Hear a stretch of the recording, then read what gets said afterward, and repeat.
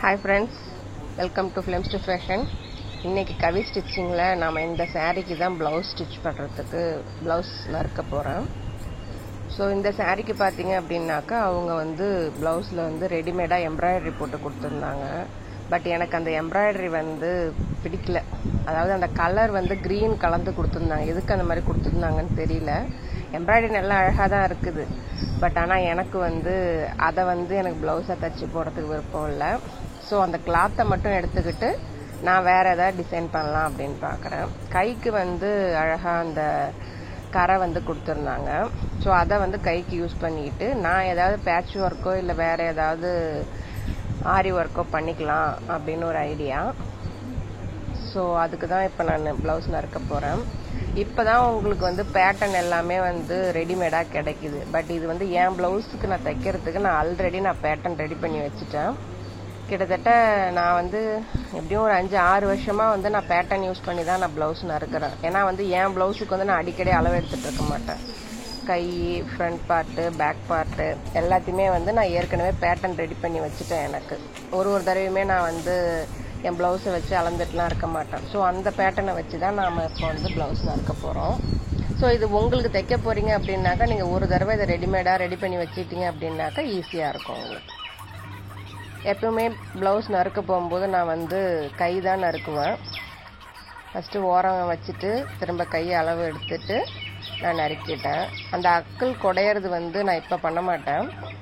Hand stitch பண்ணிவிட்டு sleeves attach பண்ணும்போது தான் நான் அந்த கார்னரை குடஞ்சி எடுப்பேன். நெக்ஸ்ட்டு பேக் பார்ட்டும் கட் பண்ணிக்கலாம். ஃபஸ்ட்டு கரைக்கு கோடு போட்டுக்கிட்டு அப்புறம் பேட்டர்ன் வச்சு பேக் பார்ட்டும் எடுத்துக்கலாம். நம்ம அளவுன்றதுனால நம்ம ஒரு பேட்டர்ன் ரெடி பண்ணி வச்சுக்கிட்டோம் அப்படின்னாக்கா அது என்றைக்குமே மாறாது உங்களுக்கு. நீங்கள் அதில் சின்ன சின்ன ஆல்டர்னேட்டிவ் வேணால் பண்ணிக்கலாம். பட் பேட்டர்ன் என்றைக்குமே உங்களுக்கு மாறாது. ஒரு தடவை நீங்கள் பேட்டர்ன் எடுத்து வச்சுக்கோங்க, அது உங்களுக்கு ரொம்ப யூஸ்ஃபுல்லாகவே இருக்கும் உங்களுக்கு. ஸோ பேக் கட் பண்ணி எடுத்துகிட்டு எங்கெங்கெல்லாம் ஆர்க் கட் போடணுமோ எல்லாத்தையுமே கட் போட்டாச்சு. ஸோ நெக்ஸ்ட்டு ஃப்ரண்ட் பார்ட்டும் கட் பண்ணி எடுத்துக்கலாம். இது பாருங்கள் எவ்வளோ ஈஸியாக இருக்குது பாருங்கள். நீங்கள் ஒரு தடவையும் ப்ளவுஸ் வச்சு அளந்துட்டு இருக்கிறத விடவும் நீங்கள் இந்த மாதிரி பேட்டர்ன் யூஸ் பண்ணுறது ரொம்ப யூஸ்ஃபுல்லாக இருக்கும் உங்களுக்கு. பட் இப்போ பேட்டர்ன்லாம் ரெடிமேடாகவே உங்களுக்கு கிடைக்கிது. பட் நான் இதுக்கு முன்னாடியே நான் நானாகவே பேட்டர்ன் ரெடி பண்ணி வச்சுக்கிட்டேன். நான் உங்களுக்கு அது நறுக்கவும் ஈஸியாக இருக்கும், டைமும் சேவ் ஆகும் உங்களுக்கு. ஒரு தடவையும் நீங்கள் ப்ளவுஸ் வச்சு அளந்துட்டு இருக்க தேவையில்லை. பட்டியும் அப்படியே வெட்டி எடுத்துக்கலாம். நான் எப்பயுமே வெட்டி எடுக்கும்போது எல்லாத்தையுமே ஒரே இதாக நறுக்கி எடுத்து வச்சுருவேன். நான் ஒன்றுக்கு எடுத்து நறுக்கணுன்ற மாதிரி போக மாட்டேன்.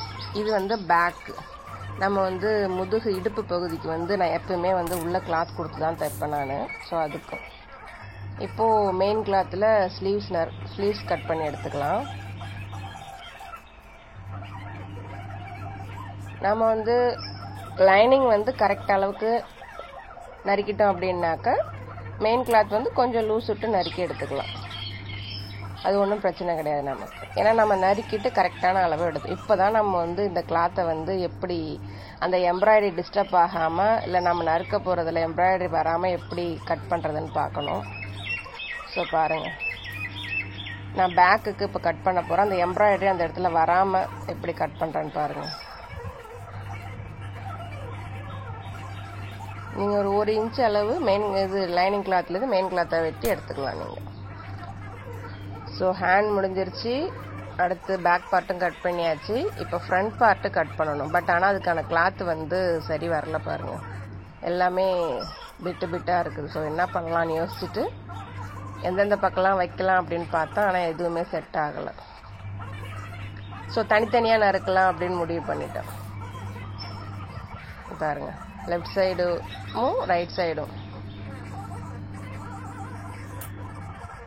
இப்போ தனித்தனியாக நீங்கள் நறுக்கும் போது ஆப்போசிட்டில் போட்டு நறுக்கணும் நீங்கள்.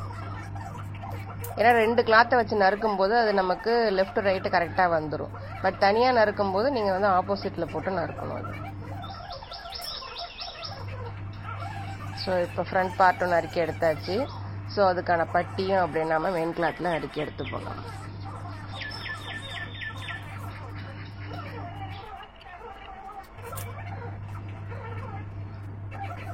மீதி கிளாத் மீறுது இல்லைங்களா, அதை வந்து ஹேர் பேண்டு தைக்கிறதுக்கு நான் யூஸ் பண்ணிப்பேன். இல்லை நம்ம ஏதாவது பேட்ச் ஒர்க் பண்ணுறோம் அப்படின்னாக்கா ப்ளவுஸில் அதுக்கு நம்ம யூஸ் பண்ணிக்கலாம்.